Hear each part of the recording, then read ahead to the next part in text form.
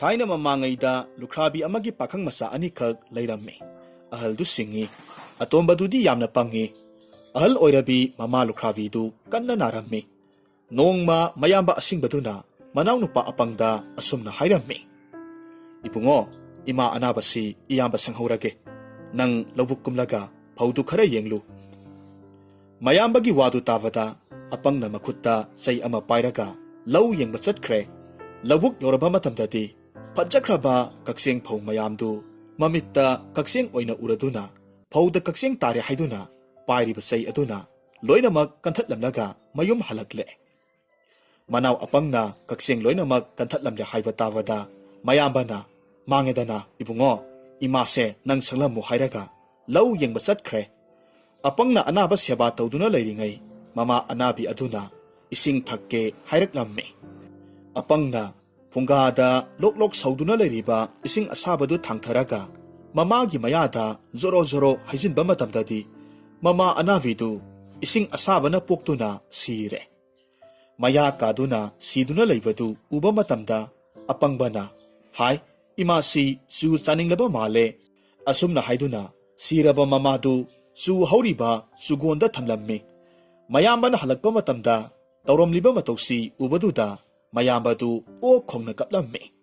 onthokpanida ko ibungo imasi sirabani na hai phare poloina basing yaluso haiduna singjang ama piraga thakre umang yorabada apangna u kakhatlaga masa amada tonglammi aduga mana tongliba masa adumak yanba haurammi mana usadu yalinge matamda nupa anikhak laklammi apangna tawriba matawduda makhoi anidu pungak ngakre Amana hayrammi ibungo tawriba matawdubu karino usa teklakpada nang susoydanamak laybakta taraganido haygumadana usadu tekpaga usaga konana apangsu laybakta tare apangna khalli o nupa anisi asamba natte tungda thoklagadaba thawdok hayba ngammi panjini asumna khanduna parap tanaraklammi khubak mai yengbiyu hayrammi Apanggi mataw asida nupa anidu panabu nungairi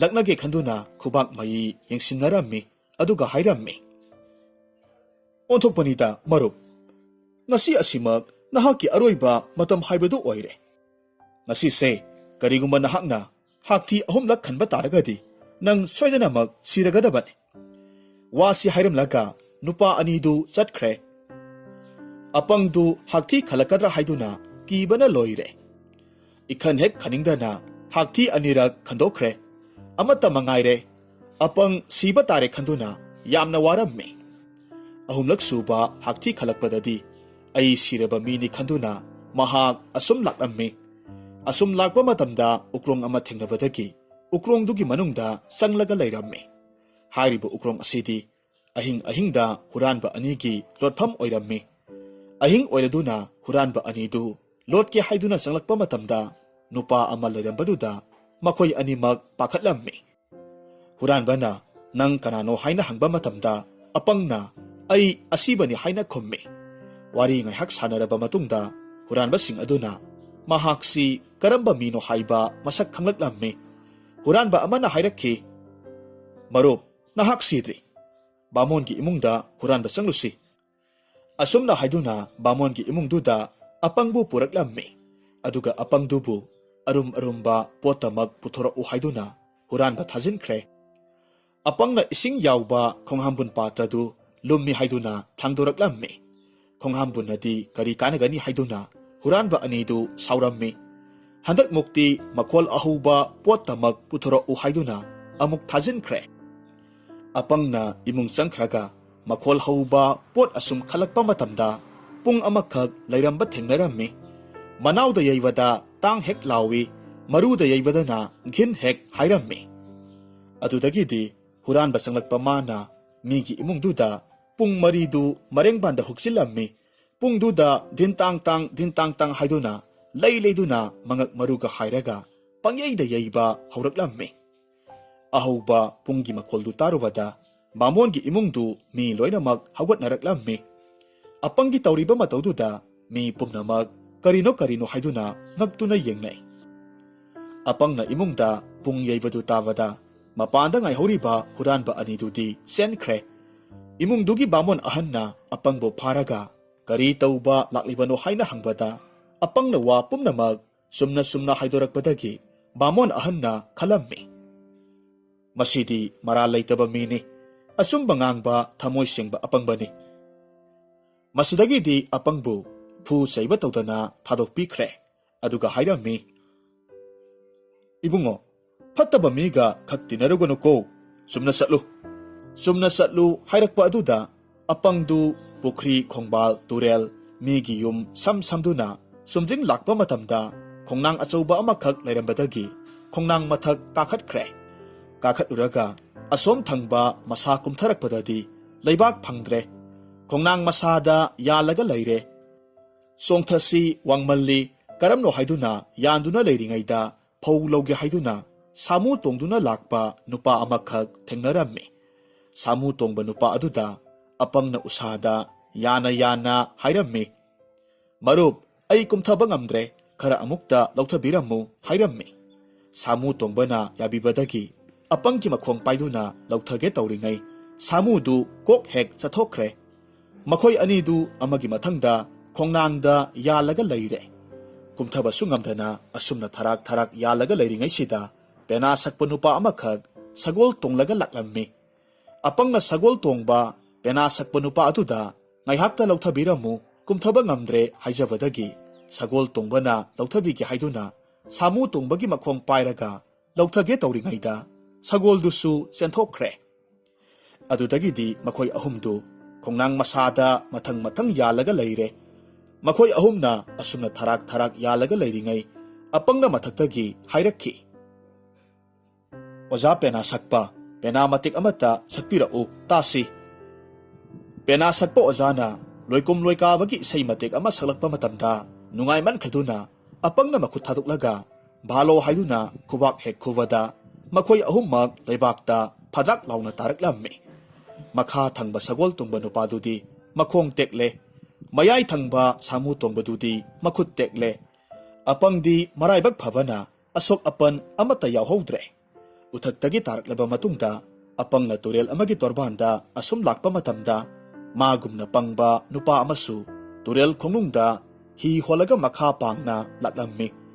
Apangna hi du khamlaga masu tongkhatlammi aduga makha pangna asum holaklammi. Hi du asum hontharakpa matamda torbanda hauba ugi usa amada saba khoigi mahum amakhak isingda mami tabadu makhoina urammi. Apangna khalli ising manungda khoi mahum saredana. Aduna hibu apangba aduda apangna hairammi. Marup nang isingda irupaga khoi mahum si thadatlaga purao sakna sak lambane khoi supsi. Hibu apangbadu isingda songthakre ngaihak leiraga phawgalakle. Apangna hairakhi. Marup kuina irupa ngamdabadagi nangna khoi mahumdo phanglaktabani. Handak mukti kuina lupnaba toksi. Asumna haiduna hibu apanggi makhwangda thauri kisilaga nung achauba ama yalaga langthakre. Hibu du lupkre. Ngaihak leiragadi nungsa sor honba ngamdabadagi kongol prik karakpadubu ising manungda mathanta khohi supthokle khanduna mathakta leihoriba apangdu yamna saurammi. Kongol karakliba mafam aduda pairiba nau aduna pangthinda thilli. Ngaihak leiragadi kongol karakhidre hibudusu kakhalakidre. Masigi matungda apangdu hi makha pangna hontharaklammi mayom yorakhi. Asingba yeknabadagidi apangba marupna hena khudongthi hainabagumna apangbu loinaruba mama amadi hibudu arembada mathwai mangki. Thaina mamangaida ningol mawa ama nupi mayomda yawong illaga leirammi. Nupadu pangbata natana tanbanasu sang phanglammi. Maya nupagi matoduda manembok tudi khoidau sagatpana loirammi. Nongmadi manembok aduna maya ningol mawa duda lau kharuso haiduna pakhon sirammi. Makutta thangol amakhak pairaga lau khawge haiduna apangdu laubuk kumkhre. Tauthabi phau pambisingna amaga poptek leinaduna turaga leirambadu ubaduda ningol mawa katandu lau khawpham khangdaduna makok hotlaga mayumda halaklammi. Paudu tabada manempoktu saure adubu wadi ngangde. Ningol mawana saksangda changlaga manembokna sak thonglibadugi manakta phamtharaga sak loiba ngairaga lei. Manembokna mataudu yeningdabadagi maithактagi sak asabadu pukhamda khara kothoklammi aduga saro haiduna inthoraklammi. Ningol mawana wakhal itau torudana lami haiduna sak asabadu sakhom ama lauraga kok hek huksilure. Yanung yowdadi saman khibana othoksi kadai yosin sikadai ik ak tauraga leirammi. Asaba khangbo oina yum yanglenda kakhatlaga is aboki humdangsi kadai dagino wamitang warikhok ngakta hek haidoraklammi. Manemboktu maru sathina khoibaduda mayanupagi wadu mangonda hek palammi. Manemboktu saure adubu thina haibadi yadavanina praman panthai oina masekta yeiraga hairammi. Ha ibungo saksarok yakarok haibadugi humdangni. Asumna kumlakhi maya apangbadudi manembokna haibadu kari hairibano khangdabanina thoidokna saurudre. Mabuk thanaba saraga masil tenba thokre. Ningol mawadu nongma singda sing chanba satlammi. Sing salingai makhong hamningakpadagi ising khong amagi mayata hamlammi. Mana makhong hamlibadu thengu amagi mathakta oirammi. Yengthokhibada thengudu chatkhibana halambadagi amangbadu leiramdre. Apangna khalle o amangbasidi chatpoire. Asumna khalaga mahak halaklammi. Ahing athengbada ningol mawadu tumlambadagi makhong hamninglaklammi. Mikap thoraklammi. Tumnaga tumningbane mapan thokpa tanbadagi singda amangba senkhibadu nisinglaktuna phamangda adum hamdoklammi. Amangbadu chatkhibra haina yengba matamdadi amangbadu chatkhidre. Adudagidi apangna sauna lisai amana amangbadu dom phubadagi pumsai sairammi. Tauriba thodoktu ubaduda manembokna kanararoi khaladuna mapot masai yomhallaga ningol mawa apangdu mayumda chathankhi. Semba thoktraba midi u akangbana hena kanai hainabagum semba thokluroidaba ningol mawa adubu manembokna masanupiga kaina hankhi. Hauzik amuk taminarasi ringkina thabirakpa phungawari. Thaina mamangaida khutkan panganba ningthau amakhak palamme. Mahakki masanupi ani leirammi. Masanupi ahal dugi mingna lankhombi atonbi dugi mingna yairibi kaurammi. Angangdi ningthada khangi haibuduni. Makhoi masin manau ani oijarabasu ani sigi matik magundi manaramde. Mase lankhombi ningthaugi masa oijarabasu mangonda yamna top magun amadi pokpadagi adum yaujaraklammi. Piklingaidagi hongna konungda thabak suriba sebari sing adugisu mateng yamna panglammi. Mangonda napal haibadu maset amata yaude. Miyamgi mateng pangba pamba mathongna maringje leiba ama oirammi. Mapabung ningthaudu masa ahalgi matau yenglaga apenba haibadu oirammi. Adubu manau nupi yairibidudi masega manaramde. Mahakti fijet leiteng phajabata setningba ahawbata chaningba karam sauba ama oirammi. Nongmadi ningthau aduna mapukningda asumna khalammi. Aigi imom anise thajayonjabagi matam oire. Karam thoklaga ba. Khanba yaba khalaba matungda sang yenglage haiduna leplammi. Konunggi asanba manay ama tharaga masanupi anibu kauhallammi. Ngaihakki matungda masanupi animak yoksilaklammi. Mapabungda hangjaraklammi. Ipa ibungo isil inaw aikhoy animak kaubibabu sanaya thang kari leirabage. Sasa ipana nakhoy anibu kaubadi ipana nakhoy anida wahang amamam hangge haiduna kaubani. Pare adudi aina hanggadaba wahangsi pungning sang na taro. Nakhoy anina nungay na laribasi kanagi mapaldagi nungaybano haibasi nakhoy anigi wakhalda karilay. Ipada pakumdo biyu. Mapabunggi wahangdu taraba matungda lankhombi taret tara thokna khalaba matungda asumna paukum pirakki. Atay kanagi mapalna nungayba natte khudombigi lanna nungaybani asumna hairammi. Mapabungdu mahakki paukumdu taruvada apenba haibadu oirammi. Yairibigi paukum pibagi matam yoraklammi. Mahakti yamna laina khanthaba itau torudana ipa ibungogi mapaldagi nungaybani hairammi. Mahakki paukum taruvada mapaning thautu asauba haibadu oirammi.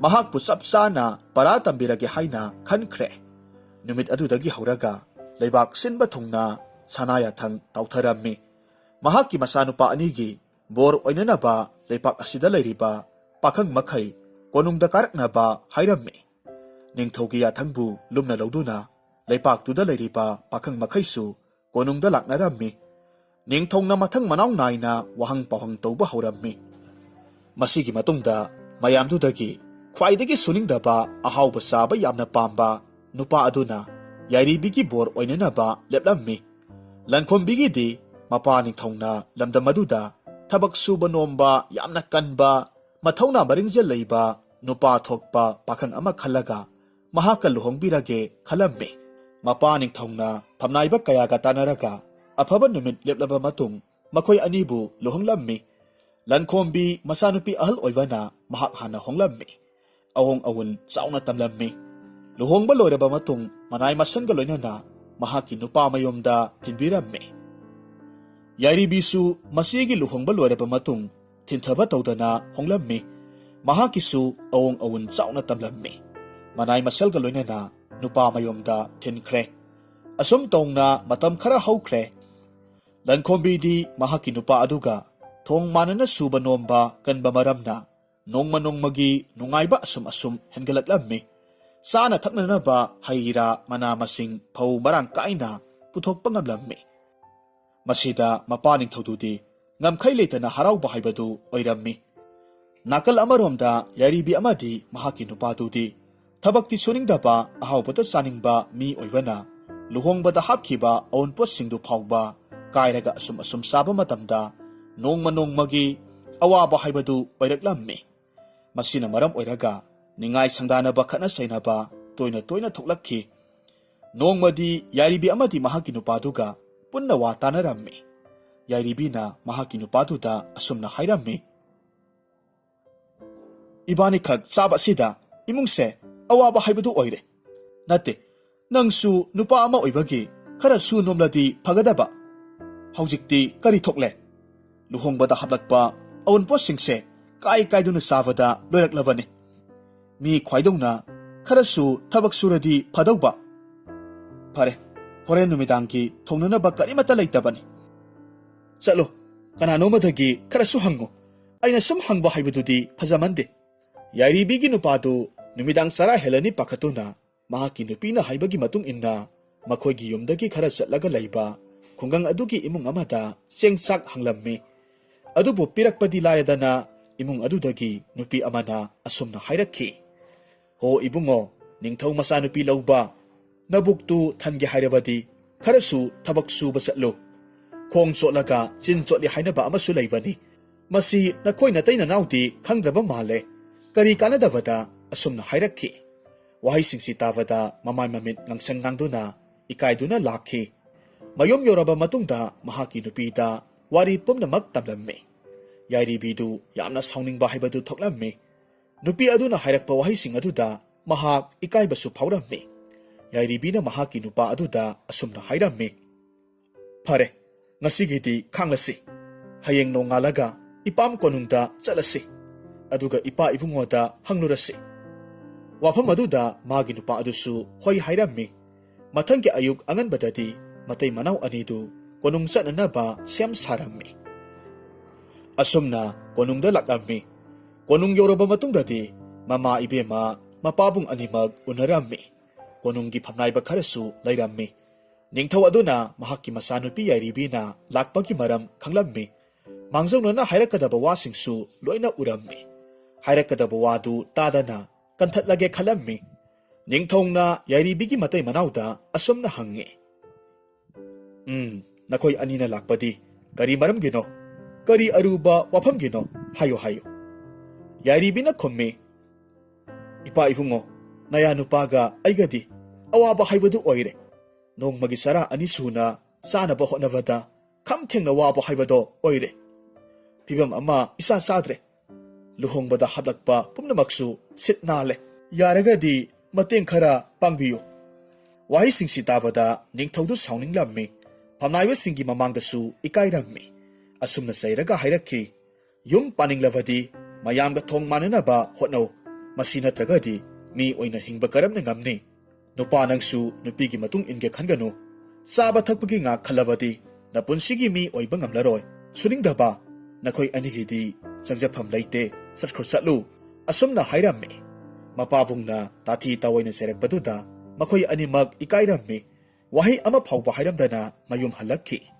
ꯃꯌꯨꯝ ꯌꯧꯔꯕ ꯃꯇꯨꯡꯗ ꯌꯥꯏꯔꯤꯕꯤꯗꯨ ꯀꯞꯆꯔꯝꯃꯤ. ꯃꯍꯥꯛꯀꯤ ꯑꯁꯣꯏꯕꯗꯨ ꯈꯪꯖꯔꯛꯂꯝꯃꯤ. ꯃꯤꯌꯥꯝ ꯃꯃꯥꯡꯗ ꯅꯤꯡꯊꯧ ꯀꯣꯅꯨꯡꯗ ꯑꯁꯨꯛ ꯁꯥꯊꯤꯅ ꯉꯥꯡꯂꯛꯄ ꯃꯇꯧ ꯑꯁꯤꯗꯗꯤ ꯃꯍꯥꯛꯀꯤ ꯅꯨꯄꯥ ꯑꯗꯨꯁꯨ ꯋꯥꯈꯜ ꯇꯥꯔꯛꯂꯝꯃꯤ. ꯃꯥꯒꯤ ꯃꯥꯡꯂꯝꯆꯠꯀꯤ ꯑꯁꯣꯏꯕꯗꯨ ꯈꯪꯖꯔꯛꯂꯝꯃꯤ. ꯃꯊꯪꯒꯤ ꯅꯨꯃꯤꯠꯅꯤ. ꯎꯄꯥꯏ ꯂꯩꯃꯟꯗ꯭ꯔꯕꯗ ꯃꯆꯦ ꯂꯟꯈꯣꯝꯕꯤ ꯅꯤꯡꯁꯤꯡꯂꯛꯂꯝꯃꯤ. ꯏꯃꯨꯡꯒꯤ ꯊꯕꯛ ꯏꯟꯈꯥꯡ ꯂꯣꯏꯁꯤꯜꯂꯝꯂꯕ ꯃꯇꯨꯡ ꯃꯇꯩ ꯃꯅꯥꯎ ꯑꯅꯤꯃꯛ ꯃꯆꯦꯒꯤꯗ ꯂꯥꯛꯃꯤꯟꯅꯔꯝꯃꯤ. ꯂꯟꯈꯣꯝꯕꯤꯒꯤ ꯃꯌꯨꯝ ꯌꯧꯔꯦ. ꯋꯥꯔꯤ ꯄꯨꯝꯅꯃꯛ ꯇꯝꯂꯝꯃꯤ. ꯃꯅꯥꯎꯅꯨꯄꯤꯒꯤ ꯃꯇꯧꯗꯨ ꯄꯨꯛꯆꯦꯜ ꯆꯥꯎꯕꯤ ꯃꯤꯅꯨꯡꯁꯤ ꯂꯩꯕꯤ ꯃꯆꯦ ꯑꯗꯨꯅ ꯌꯦꯡꯕ ꯉꯝꯗꯕꯗꯒꯤ ꯑꯁꯨꯝꯅ ꯍꯥꯏꯔꯝꯃꯤ. ꯌꯦꯡꯉꯣꯏ, ꯅꯈꯣꯏ ꯑꯅꯤꯅ ꯋꯥꯈꯜ ꯇꯥꯔꯛꯄꯁꯦ ꯃꯁꯤꯃꯨꯛ ꯅꯨꯡꯉꯥꯏꯕ ꯂꯩꯇ꯭ꯔꯦ. ꯏꯆꯦꯅ ꯄꯣꯠꯂꯝ ꯈꯔ ꯄꯤꯒꯦ. ꯑꯁꯨꯝꯅ ꯍꯥꯏꯔꯒ ꯐꯧ ꯆꯔꯣꯡ ꯑꯃ, ꯃꯥꯏꯔꯦꯟ ꯃꯔꯨ ꯈꯔ ꯃꯈꯣꯏ ꯑꯅꯤꯗ ꯄꯤꯔꯝꯃꯤ. ꯃꯁꯤ ꯍꯣꯠꯅꯔꯒ ꯋꯥꯠꯇ ꯄꯥꯗꯕ ꯑꯃ ꯑꯣꯏꯅꯅꯕ ꯍꯣꯠꯅꯧ ꯍꯥꯏꯔꯝꯃꯤ. ꯌꯥꯏꯔꯤꯕꯤꯗꯨ ꯃꯄꯨꯛꯅꯤꯡ ꯅꯨꯡꯁꯤꯅ ꯀꯞꯂꯝꯃꯤ. ꯃꯅꯥꯎꯒꯤ ꯃꯇꯧꯗꯨꯗ ꯃꯆꯦꯁꯨ ꯅꯨꯡꯉꯥꯏꯇꯕ ꯐꯥꯎꯔꯝꯃꯤ. ꯃꯁꯤꯗꯒꯤꯗꯤ ꯌꯥꯏꯔꯤꯕꯤꯒꯤ ꯃꯇꯩ ꯃꯅꯥꯎꯗꯨ ꯍꯜꯂꯛꯂꯝꯃꯤ. ꯃꯊꯪꯒꯤ ꯅꯨꯃꯤꯠꯀꯤ ꯑꯌꯨꯛꯇꯅꯤ. ꯑꯌꯨꯛ ꯉꯟꯇꯥ ꯍꯧꯒꯠꯇꯨꯅ ꯅꯣꯡꯃꯒꯤ ꯏꯃꯨꯡꯒꯤ ꯊꯕꯛ ꯂꯣꯏꯔꯕ ꯃꯇꯨꯡ ꯃꯈꯣꯏ ꯑꯅꯤꯃꯛ ꯃꯆꯦꯅ ꯄꯤꯔꯛꯄ ꯃꯥꯏꯔꯦꯟ ꯃꯔꯨ, ꯐꯧ ꯃꯔꯨꯁꯤꯡꯗꯨ ꯍꯨꯟꯅꯕꯒꯤꯗꯃꯛ ꯏꯪꯈꯣꯜꯗ ꯂꯩꯄꯥꯛ ꯇꯧꯔꯝꯃꯤ. ꯇꯧꯕ ꯂꯣꯏꯔꯕ ꯃꯇꯨꯡꯗ ꯃꯔꯨ ꯃꯔꯥꯡꯁꯤꯡꯗꯨ ꯍꯨꯟꯖꯤꯜꯂꯝꯃꯤ. ꯏꯪꯈꯣꯜꯗꯨꯕꯨ ꯌꯦꯡꯂꯒ ꯅꯣꯛꯐꯦꯠ ꯇꯧꯖꯩ. ꯊꯥꯔꯤꯕ ꯄꯣꯠꯇꯨ ꯃꯍꯩ ꯄꯥꯟꯗ꯭ꯔꯤꯕ ꯐꯥꯎꯕꯗꯤ ꯃꯈꯣꯏ ꯑꯅꯤꯃꯛ ꯑꯐꯪ ꯑꯐꯪꯕ ꯃꯅꯥ ꯃꯁꯤꯡ ꯆꯥꯔꯒ ꯂꯦꯜꯂꯁꯤ ꯍꯥꯏꯅꯔꯝꯃꯤ. ꯍꯥꯏꯔꯤꯕ ꯅꯨꯃꯤꯠ ꯑꯗꯨꯗꯒꯤꯗꯤ ꯃꯈꯣꯏ ꯑꯅꯤꯃꯛ ꯊꯕꯛ ꯆꯤꯜꯍꯥꯎ ꯊꯤꯗꯕ, ꯁꯨꯕ ꯅꯣꯝꯕ ꯀꯟꯕ ꯍꯥꯏꯕꯗꯨ ꯑꯣꯏꯔꯝꯃꯤ. ꯃꯈꯣꯏꯒꯤ ꯑꯍꯣꯡꯕ ꯀꯌꯥꯁꯤꯗꯒꯤ ꯂꯝꯗꯨꯒꯤ ꯃꯤꯌꯥꯝꯅꯁꯨ ꯊꯥꯒꯠꯄ ꯍꯧꯅꯔꯛꯈꯤ. ꯃꯇꯝ ꯈꯔꯒꯤ ꯃꯇꯨꯡꯅꯤ. ꯃꯈꯣꯏꯅ ꯊꯥꯈꯤꯕ ꯄꯣꯠꯂꯝꯁꯤꯡꯗꯨ ꯅꯤꯡꯊꯤꯅ ꯃꯄꯨꯡ ꯐꯥꯅ ꯃꯍꯩ ꯆꯥꯅ ꯄꯥꯜꯂꯝꯃꯤ. ꯄꯥꯜꯂꯤꯕ ꯃꯍꯩ ꯃꯔꯣꯡꯁꯤꯡꯗꯨ ꯃꯄꯥꯕꯨꯡꯒꯤ ꯁꯔꯨꯛꯁꯨ ꯇꯝꯒꯦ ꯈꯜꯂꯝꯃꯤ. ꯃꯁꯤꯗꯒꯤ ꯌꯥꯏꯔꯤꯕꯤꯒꯤ ꯃꯇꯩ ꯃꯅꯥꯎꯗꯨ ꯀꯣꯅꯨꯡ ꯇꯝꯅ ꯂꯥꯛꯂꯝꯃꯤ. ꯉꯁꯤꯗꯤ ꯃꯆꯥꯅꯨꯄꯤꯅ ꯎꯠꯂꯛꯂꯤꯕ ꯃꯇꯧꯗꯨꯗ ꯅꯤꯡꯊꯧꯗꯨ ꯉꯛꯂꯝꯃꯤ. ꯌꯥꯏꯔꯤꯕꯤꯅ ꯇꯧꯔꯤꯕ ꯃꯇꯧ ꯑꯁꯤꯕꯨ ꯀꯔꯤꯅꯣ ꯍꯥꯏꯅ ꯈꯟꯖꯩ. ꯃꯄꯥ ꯅꯤꯡꯊꯧꯅ ꯍꯪꯗ꯭ꯔꯤꯉꯩꯗ ꯌꯥꯏꯔꯤꯕꯤꯅ ꯑꯁꯨꯝꯅ ꯍꯥꯏꯔꯝꯃꯤ. ꯄꯥꯕꯨꯡ, ꯅꯁꯥꯅ ꯍꯣꯠꯅꯖꯗꯨꯅ ꯏꯆꯦꯅ ꯄꯤꯔꯛꯄ ꯐꯧ ꯆꯔꯣꯡ ꯑꯃ, ꯃꯥꯏꯔꯦꯟ ꯃꯔꯨ ꯈꯔꯁꯤꯗꯒꯤ ꯄꯥꯜꯂꯛꯄ ꯃꯍꯩꯅꯤ. ꯄꯥꯕꯨꯡꯒꯤ ꯁꯔꯨꯛ ꯍꯥꯟꯅ ꯇꯝꯖꯔꯨꯒꯦ ꯂꯥꯛꯆꯔꯤꯕꯅꯤ. ꯂꯧꯁꯤꯟꯕꯤꯌꯨ ꯍꯥꯏꯔꯝꯃꯤ. ꯅꯤꯡꯊꯧꯗꯨ ꯃꯆꯥꯒꯤ ꯋꯥꯗꯨ ꯇꯥꯔꯨꯕꯗ ꯑꯄꯦꯟꯕ ꯍꯥꯏꯕꯗꯨ ꯑꯣꯏꯔꯝꯃꯤ. ꯂꯟꯈꯣꯝꯕꯤꯗꯨꯁꯨ ꯃꯄꯥꯝ ꯂꯝꯗꯝꯗ ꯆꯠꯇꯕ ꯀꯨꯏꯔꯦ ꯍꯥꯏꯗꯨꯅ ꯃꯇꯝ ꯑꯗꯨꯃꯛꯇꯗ ꯂꯥꯛꯂꯝꯃꯤ. ꯃꯆꯤꯟ ꯃꯅꯥꯎ ꯑꯅꯤꯃꯛ ꯊꯦꯡꯅꯔꯝꯃꯤ. ꯃꯅꯥꯎꯅꯨꯄꯤꯒꯤ ꯃꯇꯧꯗꯨꯗ ꯃꯥꯁꯨ ꯌꯥꯝꯅ ꯉꯛꯂꯝꯃꯤ. ꯌꯥꯝꯅꯁꯨ ꯍꯔꯥꯎꯔꯝꯃꯤ. ꯃꯄꯥ ꯅꯤꯡꯊꯧꯗꯨ ꯍꯔꯥꯎꯃꯟꯈꯤꯗꯨꯅ ꯂꯩꯄꯥꯛꯇꯨꯒꯤ ꯂꯝ ꯁꯔꯨꯛ ꯈꯔ ꯃꯆꯤन ꯃꯅꯥꯎ ꯑꯅꯤꯗ ꯄꯤꯔꯝꯃꯤ.